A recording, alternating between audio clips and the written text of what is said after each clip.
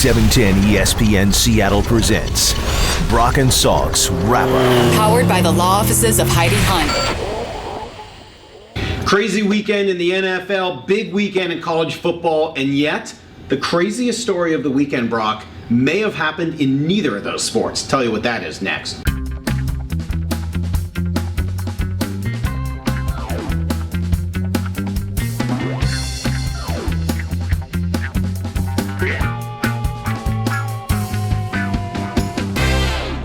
All right, you talk about ratings, Brock, is a good way of looking at what the people are interested in. Well, how about this? Saturday night, the UFC debuts on network TV on Fox and does a gigantic rating, and the 18 to 49 men rating.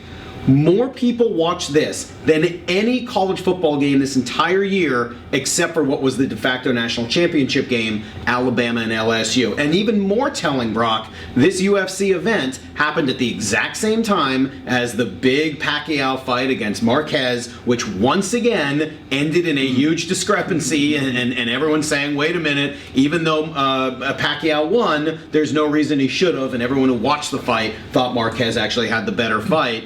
That's telling, man. I wonder where this is going. Well, help me make sense of that. Help me understand that. Why is that the case? Is it because in the UFC there are no draws, because there is no polling, because in college football you're so frustrated by all this polling and this BCS team and that, and the UFC gets to the bottom line and it forces people to tap out? I think it's a bunch of things. I think it's absolutely. There is a clear winner and a clear loser. That's one. Two, I think people like an event, right? And boxing, unfortunately, while it is an event, has frustrated us so many times and really made us question its integrity. Does anyone out there really believe that boxing has its integrity? That the winner of any fight really should be the winner of that fight? Or that they're really just trying to sucker us in for the next fight down the road? And by the way, most boxing matches these days are boring because they never actually fight each other. Mayweather's the best in the world because he's the best at playing defense. Great. There is a lust for violence, which clearly is part of it, but also there's a lot of skill. I'm not going to pretend to be a big UFC fan. I think I want to like it, but I've been unable to really get into it.